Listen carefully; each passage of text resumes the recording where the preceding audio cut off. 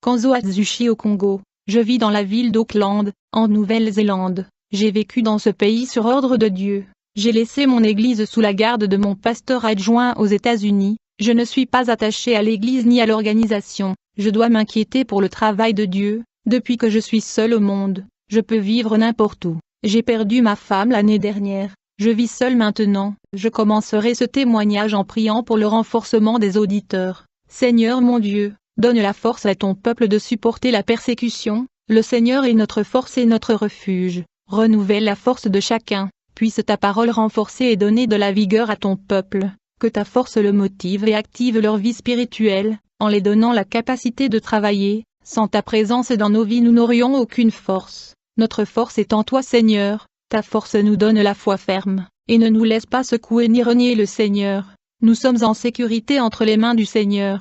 Ne laisse pas ton peuple tomber ni se balancer, aide-les à marcher dans leur chemin étroit sans trébucher, mais en se tenant entre tes mains fortes. Amen. Le Principauté du Congo. Le Seigneur m'a révélé que je devais faire une mission évangélique dans un pays appelé le Congo en Afrique. Puis le Seigneur m'a montré une autre vision quand je venais au Congo. Dans cette vision les démons qui me surveillent et se battent contre moi aux États-Unis d'Amérique ont dû voyager vers le Congo. Pour avertir les démons qui gouvernaient le Congo à propos de mon arrivée dans ce pays, ils leur ont donné des informations sur moi et leur ont dit que je venais y faire une mission. Dans cette vision, j'ai vu les démons de l'Amérique où je vis transmettre des informations sur ma vie à des démons qui dominent le Congo qui ne me connaissaient pas. Ces démons territoriaux sont organisés et structurés en une armée diabolique pour protéger leur territoire. Après ces visions, j'ai compris le désespoir des sorciers congolais quand ils ont appris que j'allais venir dans leur pays. La nuit après cette vision je suis allé à une église près de chez moi ici en Amérique. Plus tard j'ai pris mon avion pour le Congo.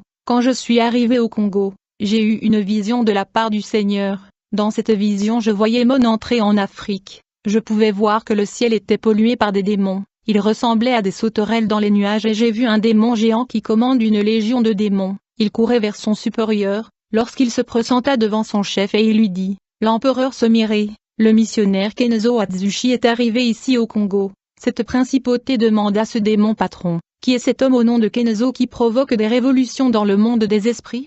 Dans ce meeting j'ai vu ces démons qui ont commencé à parler de ma gloire et mon autorité partout où je suis passé en mission. Le principauté du Congo l'empereur Semire a dit à son audience, « Pourquoi avons-nous peur de cet homme? Nous sommes nombreux. » Puis j'ai vu quand d'autres démons sont atterris devant l'empereur Semire et lui ont dit, Kenzo n'est pas n'importe qui, il a une légion des anges à ses côtés, où qu'il aille, le ciel est en sa faveur, nous n'avons jamais réussi à le tuer ou le faire sortir du droit chemin, il vient sur notre territoire pour voler notre trésor, rien ne vaut pour nous en ce monde, rien de plus important et valeureux que notre trésor qui est les âmes, ni l'argent ni l'or, car l'argent et l'or sont temporaires, ce qui compte pour nous, c'est ce qui est éternel. C'est-à-dire les âmes des hommes, et ce Kanzo a déjà remarqué que les âmes des hommes ont plus de valeur que tout l'or sur terre, les âmes des hommes coûtent le prix du sang divin et royal, ils sont précieux pour nous aussi, ce missionnaire est venu faire la guerre contre nous à cause de ces âmes, il est venu disputer les âmes avec nous, que ce qui peut faire échouer un homme dans le monde spirituel quand il a un Dieu dans sa vie à ses côtés, ce Kenzo est peut-être petit mais son Dieu est grand, la sorcellerie, après cette grande révélation que le Seigneur m'a montrée dans la vision. J'ai pris l'avion et suis descendu à Kinshasa, au Congo en Afrique. J'ai loué un hôtel pour y rester. Le Seigneur m'a dit qu'un sataniste était opérationnel à cet endroit. Dans une vision, je me suis rendu compte que ce sorcier lévitait et marchait sans poser les pieds sur le sol. Les gens étaient étonnés des pouvoirs de ce sorcier. Je pouvais voir quand même qui étaient les deux démons qui lui faisaient voler. Un démon tenait son bras gauche et l'autre démon tenait son bras droit et le suspendait dans les airs. Le Seigneur me montra en vision les deux démons qui travaillaient dans la vie occulte de ce sorcier. Dans la vision, je vis lors d'un rituel comment ce sorcier attaquait plusieurs personnes dans la ville avec l'esprit de suicide. Un homme fut atteint et affecté par ce rituel et s'est pendu avec une corde. Ce sorcier aimait une femme mais la femme l'avait rejeté. C'est ainsi qu'il a jeté le sortilège sur la femme. Cette femme a été mangée par des vers à l'intérieur de son corps alors qu'elle était vivante jusqu'à sa mort. Ce sorcier l'avait défié en disant, « Si tu ne pas à moi, tu ne seras pas à quelqu'un d'autre. » Dans cette vision j'ai vu ce sorcier jeter un mauvais sort de suicide dans l'esprit d'un jeune homme qui avait défié sa force. En conséquence ce jeune homme se jeta d'un immeuble et s'écroula sur le sol. Ce sorcier jeta un mauvais sort de folie sur une fille. En conséquence la jeune fille a quitté la maison de ses parents. Elle a eu une amnésie. Oubliant qu'elle avait une famille, elle a vécu dans la rue, jusqu'au jour où elle s'est jetée devant une voiture et était décédée. Dans son rituel, ce sorcier avait lancé un sortilège sur un prêtre catholique. En conséquence, ce dernier a eu un arrêt cardiaque et est mort. J'ai vu les voitures s'écraser, les avions tomber. Tout cela était des travaux de sorcellerie de ce sorcier. J'ai observé dans la vision que cet homme aimait faire pousser les gens à la mort. Il était assoiffé de sang. Il a tué des innocents dans ses rituels sataniques. Ce sataniste remuait des poupées par le vaudou et faisait souffrir les gens dans la misère, la maladie et la mort. Le Seigneur m'a révélé que beaucoup de gens avaient vu leur mariage détruit. Leur vie financière avait été détruite. Les jeunes ne pouvaient pas trouver leur partenaire. La vie spirituelle de nombreuses personnes était emprisonnée dans les mains de ce sorcier. Dans sa maison de rituel, le Seigneur me montra les habitants de la ville. Le Seigneur me révéla qu'il avait lié cette ville au pouvoir occulte, pour qu'en retour le peuple cherche son aide. Ce sataniste gagnait beaucoup d'argent en libérant les gens de mauvais sorts qu'il avait lui-même lancés contre eux. Il liait les gens dans des prisons spirituelles pour qu'ils aillent vers lui, et il gagnait beaucoup d'argent comme cas. Après ces visions, je savais que je rencontrerais ce sorcier. En revanche, les démons l'ont averti à mon sujet, lui disant que je suis très dangereux et je suis une menace pour les légions qui commandent cette ville. J'étais à vrai dire sur le territoire des démons. Je devrais donc augmenter mes prières quotidiennes de 2 heures à 4 heures par jour. Si je prie 3 fois par jour, je priais alors 6 fois par jour. Je fais toujours attention à ce champ et domaine de combat spirituel. Partout où je pose mes pieds en mission, je tâche de doubler la prière. Le Seigneur m'a révélé le nom de ce sorcier qui lançait le mauvais sort aux habitants de la ville. Il s'appelait Boaka. Je l'ai rencontré alors que je marchais dans la rue. Quand j'ai vu ce sorcier dans la rue, le Saint-Esprit m'a révélé qu'il était le sorcier que j'avais vu dans ma vision. Le Seigneur me dit: je vous ai amené ici pour évangéliser ce sorcier. Il s'est approché de moi. Je l'ai approché et j'ai dit: vous vous appelez Boaka. Je veux vous dire que Jésus veut vous sauver. Repentez-vous de vos péchés. Ce sorcier m'a regardé et a dit: l'homme là-haut t'a révélé mon nom, car je n'ai jamais parlé de mon vrai nom à qui que ce soit. En fait, les habitants de ces villes me connaissent comme Ange Noir. Ton Jésus doit avoir révélé qui je suis et ce que je fais de mal. Tu sais que je suis un sorcier, et je connais les chrétiens. Je constate que tes yeux sont comme une boule de feu. Ta présence me trouble. Cette énergie positive qui est dans ton corps est différente de l'énergie négative en moi. Je te demande de ne pas me toucher, car je suis vulnérable. Je ne deviens fort que quand j'invoque une légion d'esprits diaboliques pour entrer dans mon corps. Je ne peux pas te combattre maintenant. Je ne suis pas dans ma maison de rituel où j'ai des outils pour te lancer de mauvais sorts et te frapper. Je dis à ce sorcier: je ne suis pas ici pour te combattre. Je suis venu prêcher la parole par ordre de Jésus. Je ne ressens pas de haine pour toi. Je ressens de l'amour et je veux vraiment vous aider à trouver la vraie lumière. Le sorcier a déclaré ceci: tous les chrétiens nous haïssent. Ils nous traitent comme leurs ennemis mortels, et ils entrent en guerre contre nous. Ils nous considèrent comme les démons eux-mêmes, et vous venez ici avec votre discours menteur, disant que vous m'aimez. L'amour n'existe pas, c'est une illusion dans notre monde obscur. Nous croyons en la haine et la vengeance et en la mort. Dites-moi ce que vous voulez avec moi, et ce que vous êtes venu faire ici. Je lui ai dit: je ne suis pas venu vous combattre, mais je suis en guerre contre vos dieux, et je les renverserai, car mon Dieu est plus grand. Quand j'ai dit ces mots, le sorcier a mis un rire diabolique et a dit: tu ne peux même pas te battre avec moi, mais tu veux vaincre mes dieux?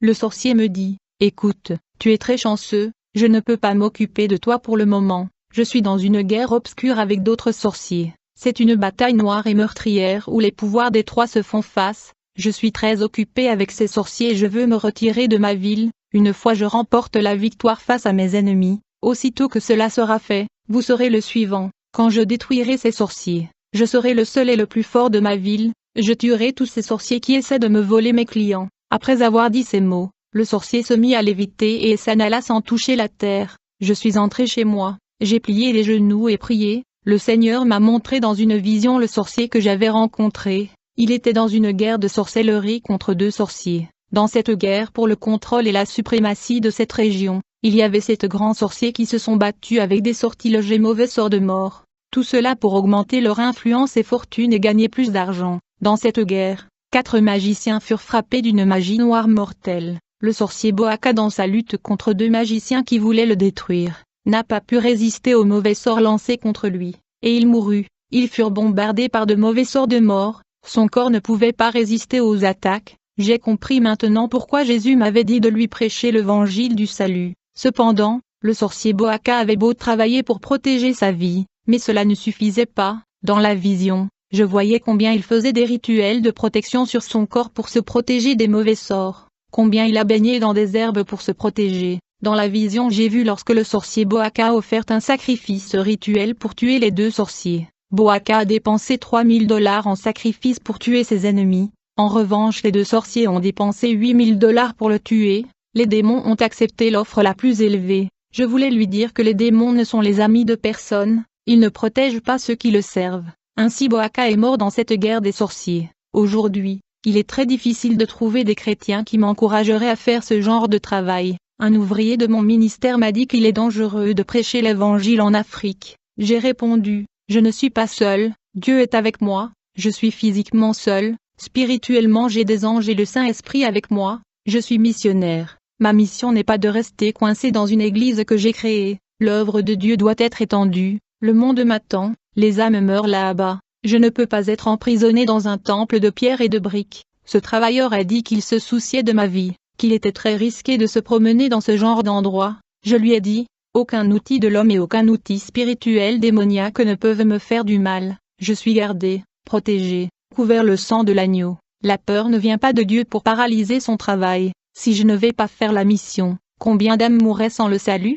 Si quelque chose m'arrivait, ce serait avec la permission de Dieu. Le diable ne peut pas toucher ma vie. Je ne crains pas la mort, car je cours au bras de la mort tous les jours. La mort ne veut pas me moissonner, sachant que je vais vivre au paradis. Aucun diable n'est ravi de ma mort, ils savent où je vais, ils me veulent vivant pour essayer de gagner mon âme. Chaque jour ils se battent pour gagner mon âme. Si je meurs en mission, la mort pour moi est profitable. Je veux rencontrer Jésus dès que possible, je veux être à ses côtés pour toujours. Je n'ai pas peur de ce que l'homme peut me faire. Mon Jésus n'est pas cloué sur une croix qui ne peut pas me sauver. Il est plus vivant que nous. Mourir pour Jésus, si je mourais à cause de son nom, je ne serais toujours pas capable de rembourser pleinement ce qu'il a sacrifié sur la croix pour me sauver et me donner la vie éternelle. Ma mort pour Christ, c'est le moins que je puisse faire pour lui. 2e voyage au Congo. Lors de mon 2e voyage au Congo, quand le jour de mon voyage est arrivé, j'ai pris mes bagages et suis allé à l'aéroport prendre l'avion pour le pays du Congo. Je suis arrivé à destination dans ce pays africain appelé Congo. Dans la ville de Kalmi, je suis allé directement au village. Alors que je parcourais le village, je me suis retrouvé perdu au milieu de la route. Je me sentais fatigué et affamé, je ressentais un mal de tête et le mal de mer, mes yeux s'assombrissaient. C'est alors que je me suis évanoui et je me suis écroulé. Alors que j'étais au sol, j'ai vu un être de lumière s'approcher de moi, du coup je me suis réveillé allongé sur un lit. Le docteur entra dans ma chambre. Je demandai, dans quelle ville suis-je? Le médecin me dit, c'est la capitale Kinshasa. Je me suis dit, cet homme en blanc que Dieu a envoyé m'a amené d'un village très éloigné à la capitale. Pourtant cela n'est possible que par avion ou par hélicoptère. Tout est arrivé très vite. J'étais dans la petite ville de Kalmi et tout à coup je me suis réveillé dans un hôpital de la capitale. Quand je me suis levé de ma chambre et je suis allé à la réception, j'ai demandé à la fille, qui est l'homme qui m'avait amené et comment il s'appelait. Elle me répondit, aucun garçon ne t'a amené, tu es sans compagnon. Je me suis dit, cet homme en blanc qui m'est apparu quand je me suis évanoui ne peut être que l'ange du Seigneur. Il m'a pris dans ses bras et m'a amené à l'hôpital. Il a dû me transporter de manière surnaturelle du village à la capitale en un clin d'œil. J'étais dans un endroit lointain au fond du village, personne n'était là avec moi à cet endroit. S'il n'y avait pas eu intervention angélique pour me sauver la vie, j'aurais été mangé par un animal sauvage. Qui était donc l'être humain qui pouvait me retrouver dans un endroit difficile et m'emmener à l'hôpital si vite? Aucune voiture n'atteindrait un lieu oublié par le monde sans lieu d'atterrissage, un lieu perdu au milieu de petits arbres. Il n'y a pas d'avion pour atterrir à cet endroit où il y a une forêt. De la petite ville de Kalemi pour se rendre à la capitale c'est trop loin. À vrai dire de Kalemi à Kinshasa c'est plus de 2000 km. Il faudrait 36 heures en voiture pour atteindre la capitale. Mais j'ai été transporté en seconde par l'ange du Seigneur de ce village à la capitale, qui se trouve à une distance de plus de 2000 km. C'était un miracle. J'étais fatigué, j'ai loué un hôtel dans la capitale. À mon arrivée j'ai prié Dieu et dans une vision, j'ai vu la principauté de la guerre, un démon géant qui incite à la guerre dans le monde entier, puis j'ai vu des démons grenouilles qui sortaient des lacs et des rivières et possédant des personnes, le rendant sourd et muet au Congo. Le Saint-Esprit m'a révélé que dans ce pays, il y a beaucoup de sourds muets à cause des démons. J'ai vu des démons sortir de la mer et posséder des gens sur terre. Quand j'ai reçu cette vision, je me suis rendu dans une église à cette ville, le Saint-Esprit m'a guidé pour y aller. Dans cette église, quand je suis entré là-bas, personne ne me connaissait, le pasteur m'a donné l'occasion d'exercer mon ministère sans me connaître. Je crois que c'est le Saint-Esprit qui a touché son cœur pour me laisser prêcher. Au Congo, j'ai vu beaucoup de guerres dans les églises à cause des âmes. Les bergers menaient une guerre d'intérêt pour les âmes. L'un a attaqué l'autre et a dénigré l'église de l'autre seulement pour obtenir toutes les âmes de cet endroit. J'ai vu un pasteur faire des prières opposées, détruire l'église de l'autre, et quand une église a fermé, les autres pasteurs étaient heureux et ont célébré l'échec de l'église fermée. Le Seigneur m'a révélé en disant, l'ambition pour de l'argent est une grande dispute. Le Seigneur m'a montré dans une vision, les démons se moquant de ces bergers qui ont célébré la fermeture des églises. Je suis allé dans la rue pour acheter de la nourriture pour le déjeuner. Je suis allé dans le petit boutique alimentaire. La propriétaire du marché s'est approchée de moi et m'a dit, « Comment tu t'appelles ?» Et j'ai dit, « Je m'appelle Kenzo. » Quand elle s'est approchée de moi, j'ai senti une forte présence perverse. Elle me dit, « Je m'appelle Aquila. » Il y a un mois, j'ai vu une flamme de feu se diriger vers cet endroit. Ce flambeau était une forme humaine. Cette ville est plongée dans les ténèbres. Cette personne humaine semblable à une torche que j'ai vue en entrant dans cet endroit a illuminé la ville sombre et noire, qui était retenue par la force du mal. Aucun chrétien n'est entré dans cet endroit à cause du poids de la négativité des ténèbres. Vous êtes cette torche humaine qui est entrée dans cet endroit. Vous êtes très courageux de venir ici. Je veux vous dire que vous n'êtes pas le bienvenu ici. Vous êtes notre ennemi. Je suis une sorcière. J'ai 15 maisons, 3 places, 4 nouvelles voitures et une grosse somme d'argent à la banque. Aujourd'hui, je peux vous dire que je suis une personne financièrement accomplie. Satan m'a toujours donné de l'argent en échange du pacte que j'ai conclu avec lui. J'ai regardé cette femme et je lui ai dit, « Vous êtes trompé par Satan », et puis je suis parti.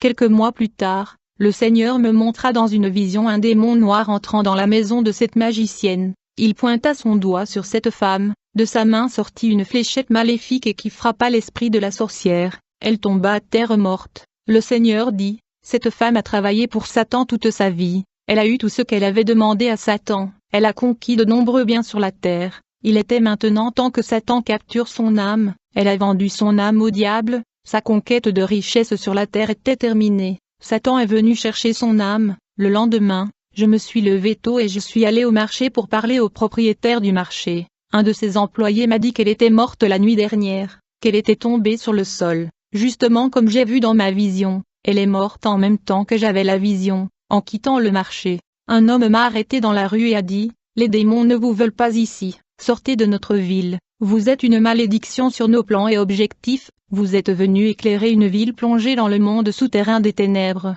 Cet homme qui me menaçait était parti. Maintenant je savais que les démons ne veulent pas de moi ici, et ils préviennent tous leurs agents à mon sujet. Je suis allé chez moi et j'ai eu une autre vision. J'ai vu une grande guerre des sorciers contre les églises. En fait, les églises étaient bombardées par des sorciers, qui lançaient de mauvais sorts pour l'affaiblir et fermer les portes de ces églises. Au village où l'esprit me guida, j'ai loué une petite maison pour y passer pendant ma mission, avant de commencer à raconter aux témoins ce que le Saint-Esprit m'a révélé concernant le peuple de Dieu. Je vais dire une prière. Seigneur Jésus, délivre ton peuple des coutumes du monde qui pénètrent dans les églises. Ils ne le savent pas, que c'est l'œuvre de Satan. Ces mauvaises coutumes affaiblissent votre église. Ils ne comprennent pas que tu as horreur de la vanité. Le péché entre dans leur vie sans que personne ne s'en aperçoive. Le péché tue l'église du Seigneur. Que le Seigneur mon Dieu réveille ces gens. Le Saint-Esprit s'est détourné d'eux à cause du péché, de l'impureté et de toute la saleté qui se trouve sur l'autel. L'église a grandi en nombre des personnes mais est tombée en spiritualité.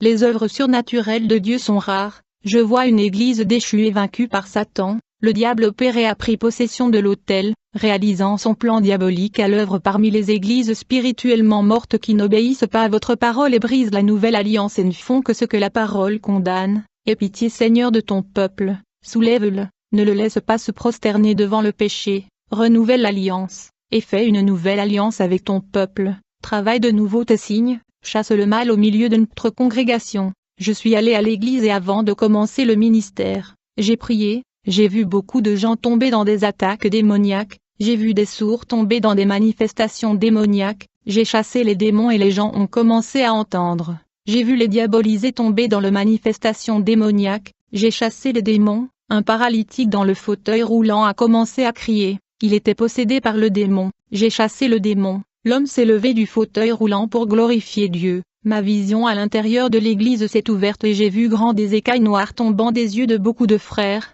J'ai vu leur vision spirituelle s'ouvrir. J'ai vu des anges du ciel descendre sur cet endroit touchant la tête de chaque frère. Le Saint-Esprit m'a révélé que Dieu donnait le don de compréhension et de sagesse à quelques frères. À la fin du ministère, j'ai vu les frères qui sortaient renouvelés. Je suis entré chez moi et j'ai plié le genou. Ma vision spirituelle s'est ouverte et est allée plus loin. Ma vision a pénétré dans plusieurs églises, temples et cathédrales du Congo. J'ai vu sur les autels beaucoup de sorcellerie. Les bergers ont fait le rituel de la sorcellerie sur les autels des églises pour leurs dieux. J'ai eu une autre vision. Cette fois ma vision parcourait les 4 coins du monde et le globe terrestre. Le Saint-Esprit m'a révélé que de nombreux pasteurs sont des francs-maçons, des sorciers et des satanistes ouvrant des églises partout dans le monde. Toutes leurs églises sont pleines de gens pour l'évangile de la facilité sans renonciation du péché. Le lendemain, alors que j'étais toujours dans la capitale congolaise, une personne a frappé à ma porte. Je l'ai ouverte. L'homme qui a frappé s'est présenté comme un ange de Dieu.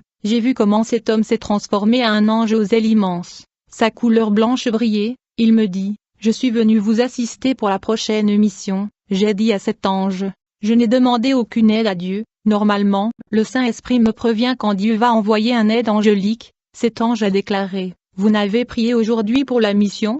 C'est pourquoi cela n'a pas été révélé. Mais notre Dieu connaît très bien nos besoins. Il sait quand l'homme a besoin d'aide. Lorsque vous étiez dans le village Kalmi, vous étiez perdu. Vous n'aviez pas demandé de l'aide angélique, mais notre Père m'avait envoyé quand même vous transporter miraculeusement de Kalmi à la capitale à l'hôpital. Dieu sait quand nous avons besoin d'aide. C'est pourquoi le Seigneur m'a envoyé. » J'ai dit à l'ange, « Dans 2 jours, je vais aller au village où je t'ai perdu la première fois. » L'ange me dit, « Dans 2 jours, on se rencontre au centre de la ville, j'irai avec toi au village. » Et puis l'ange a disparu. Mon enfant dans la foi Leslie m'a envoyé un message des États-Unis dans mon téléphone portable. Il m'a dit qu'il avait un rêve avec moi. Il m'a vu porter la croix et il m'a aidé à porter cette croix. Nous avons partagé le poids. Chacun aidé à porter cette croix. Leslie dit qu'il veut venir m'aider dans cette mission évangélique au Congo. Il me dit, la semaine prochaine, je viendrai au Congo pour vous aider. Il me dit j'amènerai 6 autres frères de l'église dans 2 jours.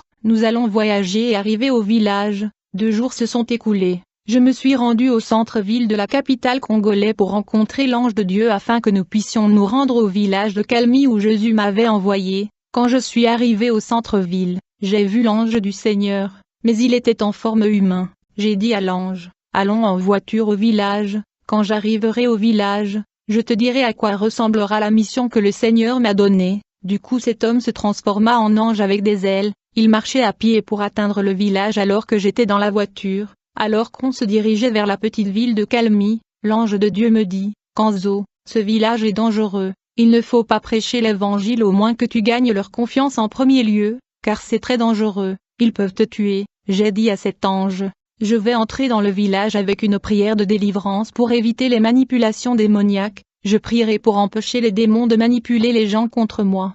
L'ange a déclaré, si vous commencez à libérer les gens avec la prière de délivrance et ces manifestations, cela va les effrayer. Il est préférable d'arriver comme un touriste. J'ai demandé à cet ange, es-tu le chef de cette mission? Ou mon assistant? L'autre ange qui est venu avec moi en Syrie pour m'aider était mon aide. À chaque fois le Seigneur m'envoie un ange. Il vient avec une stratégie, mais le chef de la mission a toujours été le Saint-Esprit. Cet ange qui est venu me soutenir en Syrie a été d'accord avec moi parce que le Saint-Esprit est celui qui me conduisait. De plus, le Saint-Esprit ne m'avait pas dit que vous allez venir m'aider. Il ne m'a pas parlé de l'arrivée d'ange car je sais quoi faire dans cette mission. Je suis connecté au Saint-Esprit, je ne fais que ce que le Saint-Esprit m'a dit de faire avant de venir ici. J'ai prié avant de venir à Kalmi. J'ai déjà demandé une stratégie qui m'a été donnée. Quand j'ai fini de parler de la sorte, à ce moment-là, j'ai dit à cet ange, je ne peux pas sentir ta présence comme celle des autres anges qui sont venus m'assister, bien que tu brilles comme les autres anges, tu es venu sous forme humaine, je n'ai pas senti ta présence angélique. Et maintenant tu t'es transformé en ange mais je ne peux toujours pas sentir ta présence angélique, l'énergie de ton corps semble paralysante, je ne vous sens pas, au nom de Jésus-Christ, je vous ordonne de révéler votre identité immédiatement, bien-aimé. Au nom de Jésus-Christ cet ange se mit à gémir, essayant de résister. J'ai dit, démon, arrête le déguisement. Cet ange des ténèbres essaya de résister, Il fit un énorme effort pour ne pas révéler son identité. Il a donné un petit gémissement essayant de cacher sa présence perverse. J'ai répété, « Au nom de Jésus-Christ, révèle ton identité ». Cet ange blanc a commencé à noircir et sa lumière s'est assombrie. Il s'est transformé en créature ayant de batte et il a disparu. J'ai utilisé le nom de Jésus lui donnant l'ordre de se révéler. Je pouvais sentir sa présence démoniaque. Il n'avait pas d'autre choix que de se révéler. J'ai eu plusieurs expériences de délivrance. Des démons me sont déjà apparus et je suis allé en enfer. Je sais ce qu'une présence perverse. Si je n'avais pas le don du discernement d'esprit, je n'aurais jamais distingué la présence de ce démon. Il voulait perturber la mission que Dieu m'a donnée au Congo. Il voulait me diriger et dire quoi faire, alors que le Saint-Esprit est celui qui me dit quoi faire. Ce démon n'a jamais été d'accord avec moi et m'opposait. Pourtant tout ce que je fais est dirigé par le Saint-Esprit. Le fait qu'il ne soit pas d'accord avec moi, il était opposé au Saint-Esprit. Enfin, je suis arrivé dans le village Calmi. J'ai vu beaucoup de pauvres. Je me suis présenté et j'ai commencé à parler de Jésus, du salut et de tous les miracles qu'il avait faits. Le patriarche de cette maison en bois où je suis resté avait presque 100 ans. Il a perdu une personne de sa famille. Un arrière-arrière-grand-mère me dit, « Tu parles tellement de ce Jésus, mon oncle est mort il y a 2 jours. Jusqu'à présent, aucun sorcier n'a pu lui donner vie, aucun de ces dieux n'a pu le faire ressusciter, pas même le principal sorcier du village n'a réussi à le faire vivre. Et tu me dis que Jésus apporte la vie. Si ce Jésus peut ramener mon oncle à la vie,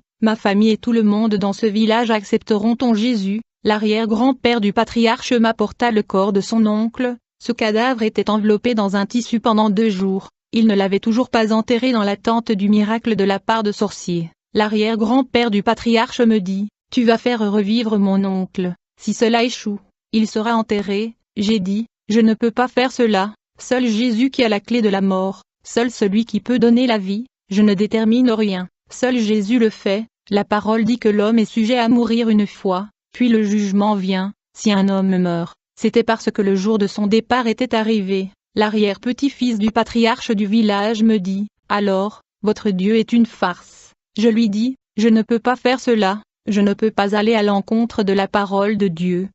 Si la parole dit que l'homme meurt et suit son jugement, je ne peux faire revenir personne de la mort. » L'arrière-petit-fils a déclaré, « Si vous ne le ramenez pas à la vie, vous serez lapidé et nous jetterons votre corps dans la rivière comme de la nourriture pour les crocodiles. » J'ai dit, « D'accord, ne me fais rien, je vais essayer de faire revivre ton oncle. » Ils ont apporté le corps du défunt enveloppé dans le tissu et le plaça près de moi. Il était 6 heures de l'après-midi. J'ai commencé à crier à Dieu pour remettre l'esprit de vie de cet homme dans le corps. On m'a donné 10 heures de la nuit pour le ressusciter. Ils dirent, « Vous avez jusqu'à 4 heures du matin, si vous échouez, nous enterrons notre oncle et vous serez lapidé. Maintenant, ma famille et moi allons dormir. Des hommes de la communauté veilleront sur vous, pour ne pas vous laisser fuir. » Pendant que ces hommes me surveillaient toute la nuit, je pensais déjà à ma mort. Il était presque 4 heures. Malgré cela, je priais avec foi.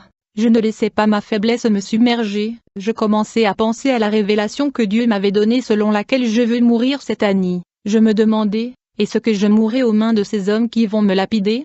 Il était 4 heures du matin. Je priais encore plus fort au Seigneur, en disant, « Seigneur, écoute-moi, aide-moi, ne me laisse pas mourir, ressuscite cet homme. » Mais rien ne s'est passé. Dès quand c'était le matin, j'étais toujours à genoux en train de prier devant ce corps. Lorsque les 10 heures qui m'ont été données ont expiré, j'ai vu des gens venir à moi pour m'attraper et me tuer. Tout à coup le cadavre se mit à trembler et le cadavre se leva et se mit à tousser. Ce cadavre se leva du sol. Jésus ressuscita cet homme. Quand les gens ont vu ceci, tout le village ont accepté Jésus. J'ai gagné les âmes de tout ce village. Seuls les sorciers qui ne s'étaient pas convertis, ils avaient de la haine pour moi parce qu'ils ne pouvaient pas ressusciter les morts. Les principaux sorciers du village avaient plein de haine pour moi. Maintenant ils n'avaient plus de crédibilité. L'évangile s'est fortifié à cet endroit. Le matin, j'ai pris la douche, je t'ai reconforté et je t'ai rajeuni. J'ai prêché l'évangile dans ce village et un serpent venimeux m'a mordu à la jambe. J'ai senti la fureur de Satan sur ma vie.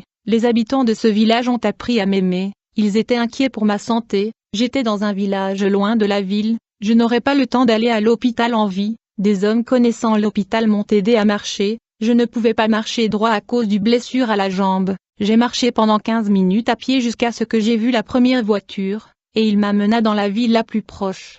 Quand j'étais dans la voiture, j'ai réalisé que cette blessure se refermait. Quelque chose de surnaturel m'était arrivé, j'avais expérimenté un miracle, et quand je suis arrivé à l'hôpital, le médecin m'a demandé quelle était ma maladie. J'ai dit que j'avais été mordu par un serpent, mais les médecins n'ont pas vu la plaie qui s'était refermée, ils n'ont pas pu trouver l'emplacement de la blessure et m'ont demandé si je me sentais mal avec des vertiges, une faiblesse ou une vision sombre. J'ai dit que je me sentais bien, le docteur dit, « Tu es sûr ? Tu as dit que tu as pris une morsure de serpent, nous ne pouvons pas te renvoyer sans savoir si c'était vraiment une morsure de serpent. » J'ai dit que j'étais mieux maintenant, j'ai été guéri, ma blessure a été guérie. Les marques des dents du serpent qui m'avait mordu avaient disparu, les médecins étaient confondus par la disparition de cette blessure, je ne pouvais pas dire si j'avais été mordu par un serpent. Ils ont fait un examen sur moi et n'ont trouvé aucun poison, c'était un miracle. La guérison de Dieu avait pris tout le poison laissé par le serpent l'empêchant se répandre à travers mon corps. Je suis retourné au village et je parlais de ce miracle aux gens. Plus tard Leslie et les 6 frères qui l'accompagnaient sont arrivés des États-Unis et ont réussi à retrouver le village. Grâce au point de localisation que j'ai laissé en route pour eux, j'ai laissé des panneaux indiquant mon nom car je connaissais le nom du village. La route était difficile d'accès, Leslie rêvait d'aider à porter ma croix, ce rêve commençait à se réaliser, j'avais terminé ma mission là-bas, nous étions prêts à partir et à aller en ville. Cette nuit-là, j'étais réveillé et j'ai vu un sorcier léviter, il n'a pas touché le sol, il a traversé cette rivière en marchant sur les eaux, il est le chef des sorciers de ce village. Le Seigneur m'a révélé toute la méchanceté de ce sorcier. Il est si fort que ses mauvais sorts provoquent des accidents de voiture tuant ses victimes. Il a même causé un accident d'avion. Quand j'ai pris l'avion et je suis entré dans son pays, les démons l'ont averti. Il a essayé de renverser mon avion. Il contestait la souveraineté avec un autre sorcier d'une autre ville pour voir qui dominerait tout le pays. Cet sorcier que le Seigneur m'a révélé s'appelle l'ombre de la mort pour avoir conduit beaucoup de gens à la mort. L'autre sorcier qui s'est disputé avec lui la souveraineté du pays vivait dans une autre ville appelée Pointe-Noire. Le Seigneur me dit, « Mon serviteur, je sais ce qui est dans ton cœur, tu veux rester ici pour affronter le sorcier de cette ville, tu ne resteras pas dans ce village, tu as fait ta part, ce peuple que tu as gagné pour le royaume de Dieu gagnera beaucoup de sorciers, vous irez à la ville de Pointe-Noire. » L'autre jour, Leslie et les 6 personnes qui l'accompagnaient sont arrivés à Pointe-Noire. J'ai créé une division pour faciliter notre mission de prêcher l'évangile dans la ville. Maicon et Everton iront ensemble à la mission, Nathan et Entité seront ensemble, Anthony et Leslie seront la dernière paire. Je reste en mission avec frère Patrick. Nous avons commencé à faire la mission à cet endroit. Anthony et Leslie se disputaient, ils n'étaient pas unis pour gagner des âmes. J'ai dit, quand deux ne sont pas d'accord, ils ne vont pas ensemble selon la Bible. Leslie fera le travail avec moi et Anthony marchera avec Patrick. Le travail a commencé à bien marcher jusqu'à ce que Maicon tomba malade et laissa son partenaire Everton seul. Maicon, incapable de faire le travail à cause du virus, retourna aux États-Unis. J'ai dit à Everton, votre partenaire de mission est de retour, vous ne serez donc pas seul, je vous demande de retourner aussi. Everton est parti. La persécution a été très grande dans cet endroit. Beaucoup ne voulaient pas y recevoir l'évangile. Moi, Leslie, Nathan, Henry, Patrick et Anthony étaient persécutés. Nathan avait peur de perdre la vie et me priait de retourner aux États-Unis. À la fin il est parti, Henry est tombé malade. Il n'était pas en bonne condition pour la mission. Anthony, qui était utilisé dans les révélations, a déclaré que la maladie du bien-aimé Henry était un travail de magie noire. Anthony s'en alla terrifié. Il dit qu'il n'était pas préparé contre les sorciers et il rentra aux États-Unis. Patrick, sans son partenaire Anthony, déclara qu'il n'était pas prêt à faire la mission et qu'il devait prier Dieu de se préparer spirituellement et quitta pour les États-Unis aussi. Henry s'est amélioré de sa maladie. J'ai dit à Henry, ton partenaire de mission est parti, tu seras seul. Si tu veux retourner aux États-Unis tu peux retourner. Henry me dit, je ne veux pas retourner, je ne suis pas un lâche, je resterai jusqu'à la fin de la mission. J'ai dit à Leslie, si vous voulez partir, vous pouvez partir. Je suis déjà habitué à faire la mission seul. Leslie me dit, pasteur, rappelez-vous de mon rêve. Je t'ai aidé à porter la croix, je ne te quitterai pas, je pense que c'est mieux pour nous de faire la mission ensemble. J'ai prié Dieu la nuit et demandé une réponse. Parce que les missionnaires de mon ministère tombaient malades, le Seigneur me montra dans une vision le sorcier appelé l'ombre de la mort, travaillant dur dans la magie noire pour mettre fin à notre travail missionnaire. Le Saint-Esprit me révéla que les missionnaires n'étaient pas revêtus de l'armure de Dieu, alors ils furent frappés par le fléau de la fléchette du sorcier. Ce sorcier que j'ai vu en vision est le chef des sorciers du village. Henry et Leslie, Nous sommes allés faire le travail d'évangélisation pendant la journée. Henri a exercé son ministère et j'ai prié pour la guérison et la délivrance des villageois. Ensuite, nous sommes retournés à l'hôtel que nous avons loué.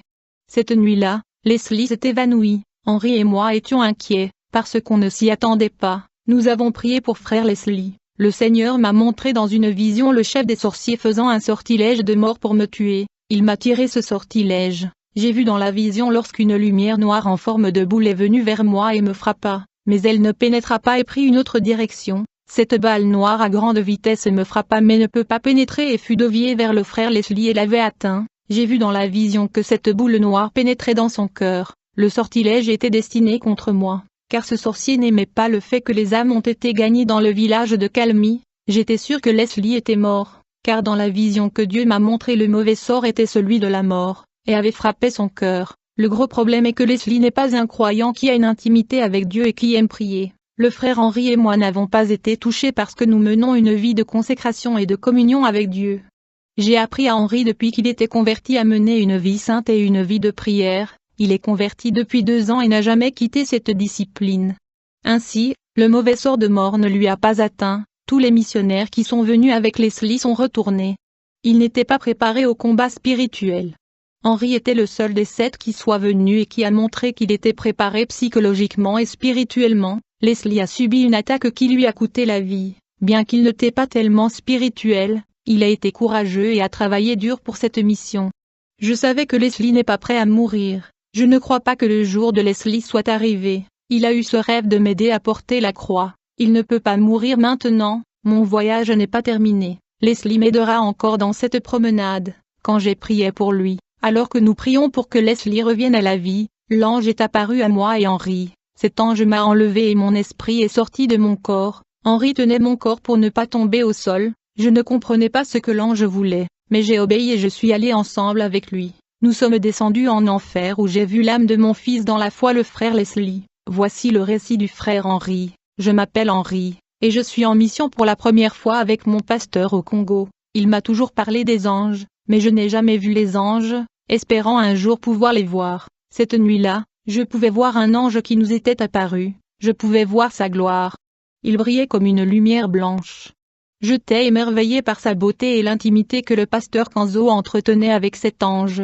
Si je n'avais pas été avec le pasteur, je n'aurais jamais vu l'ange. Je reconnais que pour atteindre cette grande spiritualité, je dois gravir les marches spirituelles jusqu'à ce que je atteigne ce niveau. Mon pasteur vit dans cette intimité avec Dieu, en plus d'abandonner le monde et de vivre la sainteté. Il a été jugé par Dieu et a passé toutes les épreuves. Il a vaincu. Salut, bien-aimé, je suis le pasteur Kanzo. Alors que nous prions pour ressusciter frère Leslie, l'ange du Seigneur m'a emmené en enfer où l'âme de frère Leslie était. Vous pouvez suivre le récit de l'enfer de Leslie dans le témoignage suivant. Lorsque nous sommes arrivés en enfer, l'ange du Seigneur a tiré l'âme du frère Leslie de l'enfer, et il est revenu dans son corps. Mon fils dans la foi qui était une victime de la guerre spirituelle est revenu à la vie. Plus tard, Leslie et Henri sont retournés aux États-Unis et ont raconté à l'église ce qui s'est passé. Le Congo a été la mission la plus difficile que j'ai jamais eue. Pendant le retour, j'ai poursuivi ma mission au Congo. C'était un endroit dangereux où Leslie a été attaqué par un sorcier d'une autre ville. Les immatures spirituels ne doivent pas jouer avec les puissances du mal. Ils doivent être préparés spirituellement à la confrontation spirituelle. J'ai quitté l'Afrique et me suis rendu aux États-Unis. Je devais dire à ma congrégation que ce serait ma dernière expérience et que je partirais bientôt vers le Seigneur.